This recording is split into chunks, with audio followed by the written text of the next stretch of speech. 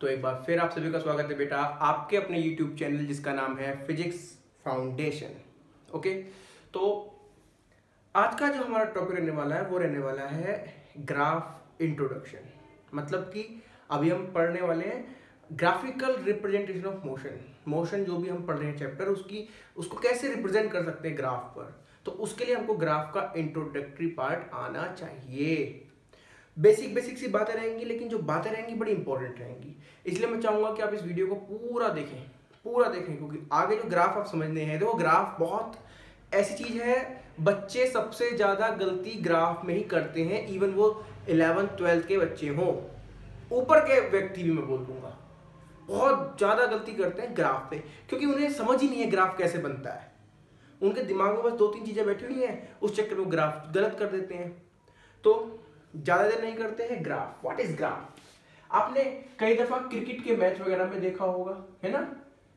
आप एक काम करें, क्या काम करें, या तो 50 ओवर का मैच देखो पूरे दिन भर लगा के, या फिर सीधे क्या करो, लास्ट में एक बार मैनहट्टन ग्राफ देख लें। ऐसे 50 ओवर इकट्ठा मान लीजिए, टाइम की जगह क्या आ जाएगा, यहां तो ले लीजिए रन, यहां क्या आ गया आपके over, 1 over 2 over 3 over 50 over तक की बात है, ठीक है। एक दूसरा आपने ग्राफ क्या देखा, मतलब कि एक ही ग्राफ आपने ये देखा और ये यहां ये लो। अब आप समझ गए कि जो ब्लू टीम है वो रन पे पहुंच गई, वो जल्दी मैच जीत गई। लेकिन देखो आप समझ रहे हो, शुरू में थोड़ा धीरे धीरे खेले, स्लो खेले, बाद में ऐसे रन बढ़े।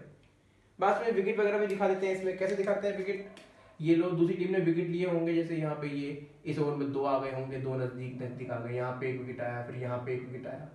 और इस टीम के विकेट कैसे दिखाओगे कि लो जी 1 विकेट यहाँ पे गिरा, 1 विकेट यहाँ पर गिरा, फिर यहाँ गिरा, ऐसे करके दिखा देते हैं। तो इतना लंबा टाइम आपको देना है, या तो 50 ओवर का मैच देखो दिन भर, या फिर आप सिंपल 2 मिनट में ग्राफ देखो, समझो कौन टीम जीती, कैसी जीती, कौन मैच कैसा खेल रहा था, शुरू में किसके विकेट गिर रहे थे। तो ग्राफ हमको क्या करता है, एक पावरफुल मेथड है इंफॉर्मेशन प्राप्त करने का। What is graph? ग्राफ एक पावरफुल मेथड है किसी भी इंफॉर्मेशन को कलेक्ट करने का, रिप्रेजेंट करने का। ओके, अब एक बात समझिए बेटा, मेरी बात। ग्राफ जब भी हम बनाते हैं तो हमको 4 स्टेप आपको याद रखने चाहिए। 1 2 3 4 स्टेप आपको आने चाहिए ग्राफ को बनाते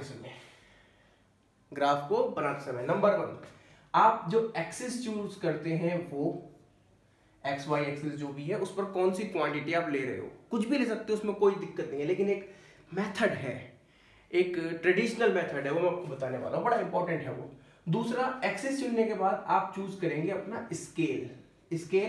जैसे हम मानते हैं ना 50 ओवर दिखाने हैं, हमारे पास पेज तो छोटा सा ही है, इतना बड़ा पेज तो है नहीं, तो छोटे से पेज में क्या करते हैं, 10 ओवर ऐसे करके दिखाते हैं।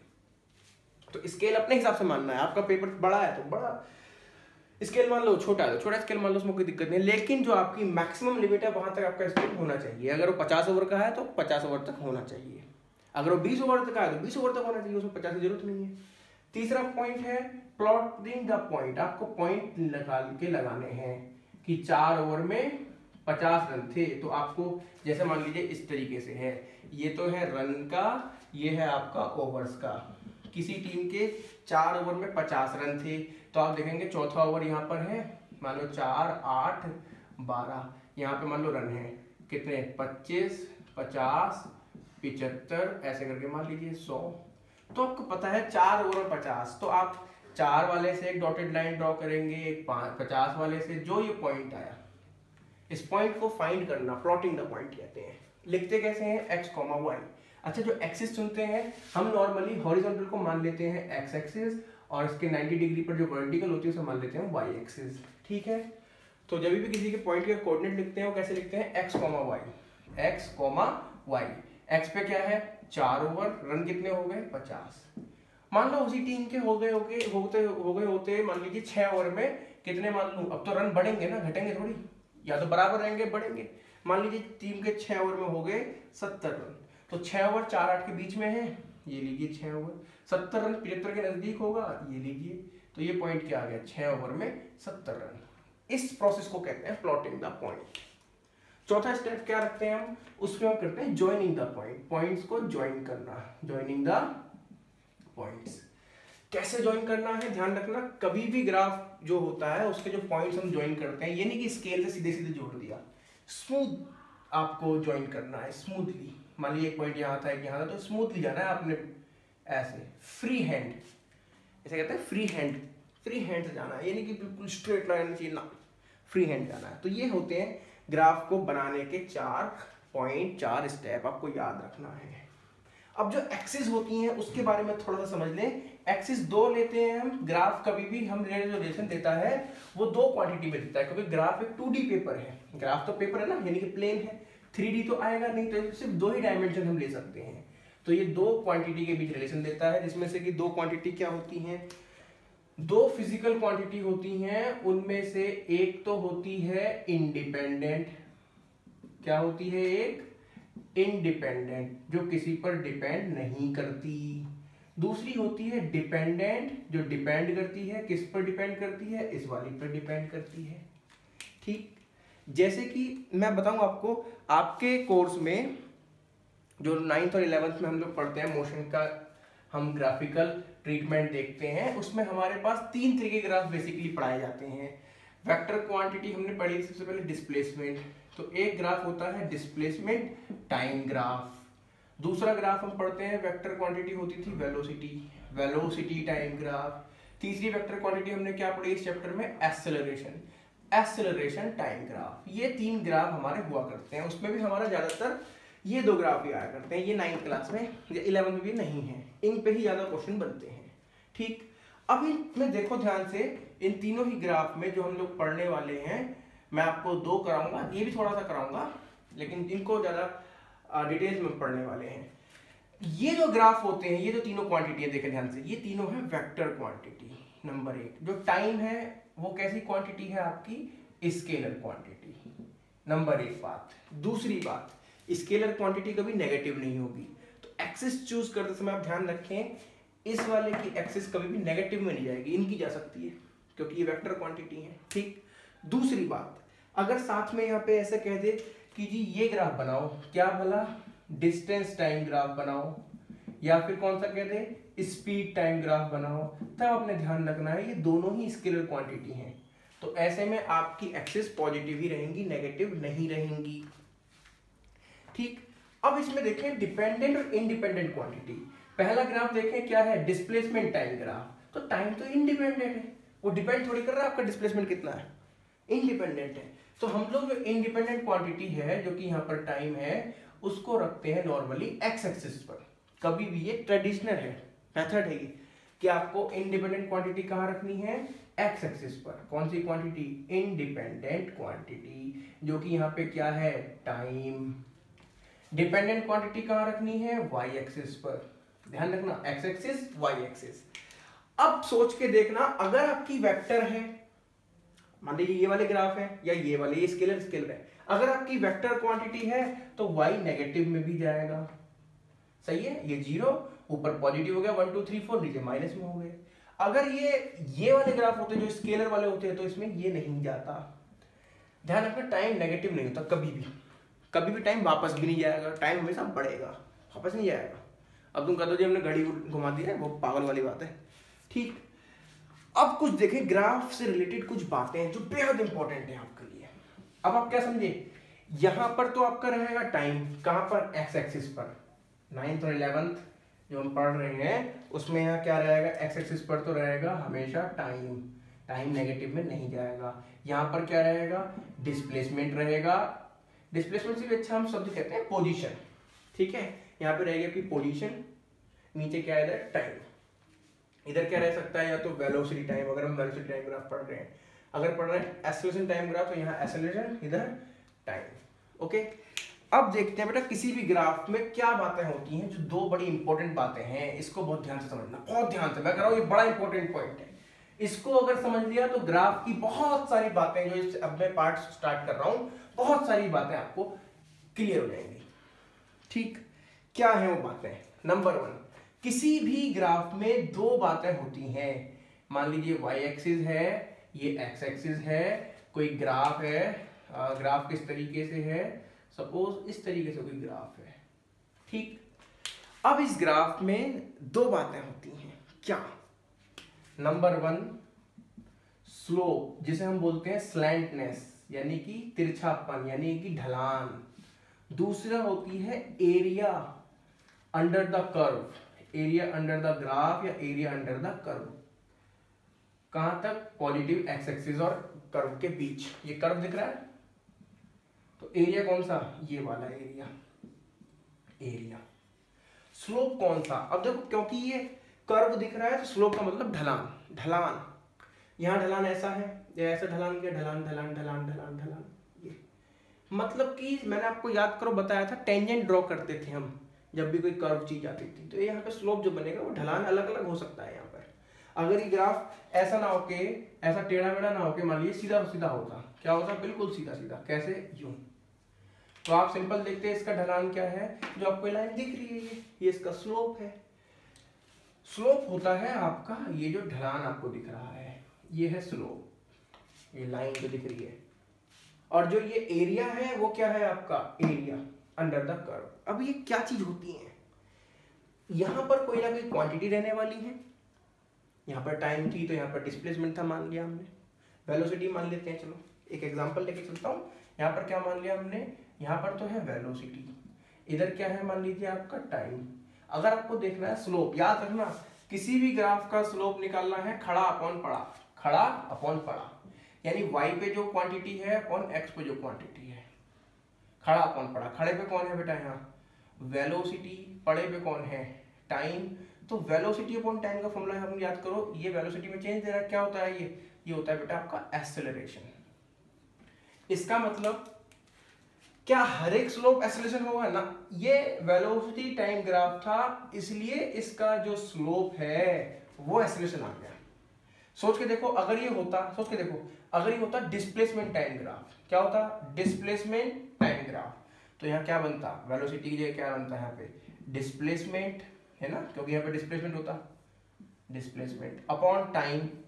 तो क्या बन जाता? वो फॉर्मूला हमने पढ़ा है क्या भला? वेलोसिटी। तो वो होता वेलोसिटी। ध्यान रखना इस बात का, बड़ी इंपॉर्टेंट चीज है ये। किसी भी ग्राफ का स्लोप क्या देगा? खड़ा अपॉन पड़ा। खड़ी पे कौन है? अपॉन पड़ी एक्सिस पे कौन है? खड़ी एक्सिस पर देख लेंगे कौन सी क्वांटिटी दे रखी है, अपॉन पड़ी एक्सिस पर देख लेते हैं कौन सी क्वांटिटी उसमें दे रखी है। नंबर 1 बात। नंबर दूसरी बात, एरिया। अब एरिया कैसे निकालते हैं? आपने सिंपल सा एक फॉर्मूला पढ़ा है एरिया निकालने का, क्या? L into b. अगर आप उसे ध्यान से देखो, L इंटू बी क्या है? वो होती है दो डायमेंशन जो 90 डिग्री बनेंगे, प्रोडक्ट। अगर आप देखेंगे सर्कल का एरिया भी होता है ना, पाई आर स्क्वायर, वो ये होता है, ये वाला आर, ये वाला आर, 90 डिग्री पर दो एक्सिस हैं। रेक्टेंगल का एरिया निकालें, L इंटू बी, ठीक है। ऐसे देखेंगे ट्राइंगल का area, half base into height, base into height. देख रहे हैं आप, जितने भी फॉर्मूले देख रहे हैं उसमें क्या हो रहा है? एरिया निकालने में दोनों जो एक्सिस 90 डिग्री पर है उनकी प्रोडक्ट हो रही है। तो यहां पर कौन है? जो भी क्वांटिटी होंगी, अगर आपको एरिया निकालना है कर्व का, तो क्या कर दो? वो दोनों क्वांटिटी दे रखी है, दोनों की मल्टीप्लाई कर दो, x into y, y into x. अगर आप देखो यहाँ पे मैंने बोल रहा था वेलोसिटी टाइम ग्राफ, तो x की जगह तो हो गया टाइम, y की जगह क्या हो गया? वेलोसिटी। अब आपने वेलोसिटी का फॉर्मूला क्या पढ़ा था भैया? What is velocity? Change in displacement upon time. Time पे टाइम उड़ गया तो यहाँ पे क्या बच गया आपका? Change in displacement. इसका मतलब वेलोसिटी टाइम ग्राफ में जो आपका एरिया देगा वो क्या देगा आपको? डिस्प्लेसमेंट कितना चेंज हुआ। ये दो बातें आपको मालूम होनी चाहिए। 11th में जब हम पढ़ते हैं तो बेटा बस इसमें क्या आ जाता है फर्क? स्लोप हम निकालते हैं डिफरेंशियल से और एरिया निकालते हैं इंटीग्रेशन से। वो तो खैर बहुत बड़ी बात हो जाएगी, फिलहाल अभी आप इतना ही याद रखेंगे, ठीक। चलिए अब हम कुछ बातें करने वाले हैं जो बेहद इंपॉर्टेंट है। टाइम कभी भी मैंने बोला वापस नहीं जाता, तो और दूसरी बात मैंने क्या बोला? टाइम कभी नेगेटिव नहीं होता। तो ग्राफ कौन सा पॉसिबल हो सकता है, कौन सा नहीं हो सकता है, ये बड़ा इंपॉर्टेंट है। पॉसिबल ग्राफ और इम्पॉसिबल ग्राफ। आप देखें ध्यान से, अगर मैं कहता हूं ये किसी की पोजीशन है और ये है आपका टाइम, ठीक। अगर मैं पूछूं क्या ये ग्राफ पॉसिबल है? हाँ पॉसिबल है। देखो स्टार्टिंग में यहां था, टाइम बढ़ता गया, इधर तक पहुंचता गया। अब तुम कहोगे सर देखो यहाँ से लेके यहाँ तक इतने टाइम तक इसकी पोजीशन सेम रही, ठीक है ये रही, तो हो सकती है ना वो रुक गया वो और आगे फिर बढ़ता गया, तो ये पॉसिबल है। इम्पॉसिबल कब होगा, सोच के देखो। इस तरीके से मान लीजिए ये पोजीशन है और ये क्या है आपका टाइम, टाइम को मैं ज्यादातर नीचे ही लूंगा, ठीक है। अब कोई ग्राफ ऐसा बना दे, ये लो जी 90 डिग्री बना दे इस पे, तो सोच के देखो क्या तुम एक टाइम पे ही 2 सेकंड पे ही क्या तुम हर जगह हो सकते हो? 2 मीटर दूर भी, 4 मीटर दूर भी, 6 मीटर दूर भी, 8 मीटर दूर भी नहीं हो सकते। तुम कोई रजनीकांत तो हो नहीं कि एक ही टाइम पे हर जगह हो जाओगे, सोच के देखो, नहीं हो सकते भाई साहब, नहीं हो सकते। तो ये वाला ग्राफ, ये है ग्राफ आपका पॉसिबल, ये वाला ग्राफ है आपका बेटा इम्पॉसिबल। इम्पॉसिबल क्यों? क्योंकि टाइम, एक ही टाइम पर आप हर जगह नहीं हो सकते बेटा मेरे, सोच के देखो, एक ही टाइम पर आप हर जगह नहीं हो सकते। दूसरी बात देखें, बड़ी इंपॉर्टेंट बात देखें, बड़ी इंपॉर्टेंट बात, जरूरी पोजीशन हो, कुछ भी हो सकती है, वेलोसिटी भी नहीं हो सकती एक ही टाइम पर हर जगह। ध्यान रखना, जब भी इंडिपेंडेंट क्वांटिटी के 90 डिग्री आ जाए, ग्राफ पॉसिबल नहीं है। एक ही ओवर में 100 रन, मतलब एक ही ओवर में नहीं हो सकते, 1000 रन नहीं हो सकते ना, चेंज होगा। ओके, दूसरा देखें, मान लीजिए ये फिर वही पोजीशन, ये क्या है आपका टाइम, ये मान लो क्या है आपकी पोजीशन। फिर से वही बात, अगर ग्राफ आपको ऐसे दे रखा है, देख सोच के देख, ये अगर मैं पूछूं ये कहां तक ग्राफ सही है, तो देखो ध्यान से, जहां तक टाइम बढ़ता गया मैक्सिमम, ये यहां ये ग्राफ सही है, ग्राफ सही है, ग्राफ सही है। इसके बाद जो ये वाला पोर्शन है ये पॉसिबल नहीं है। क्यों पॉसिबल नहीं है? क्योंकि ये वापस जा रहा है, सोच के देख, टाइम नेगेटिव में थोड़ी जाएगा वापस, है।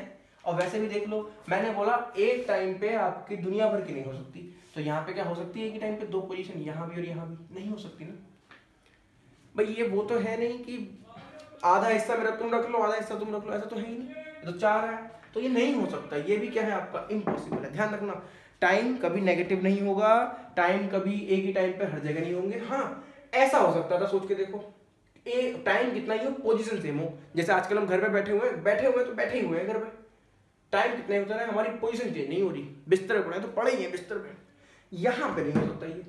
ओके, तो ये आपकी ग्राफ की बेसिक सी बातें हैं। रिवीजन की मैं बात करूं ग्राफ में, इसमें आपको क्या ध्यान रखना है, number 1 slope, number 2 area, main तो यही चीज है जो बताने की थी।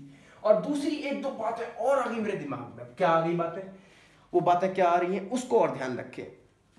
जो आपका स्लोप है, जो आपका ग्राफ है, जो स्लोप है, ठीक है, पहले मैं ग्राफ की बात करता हूं।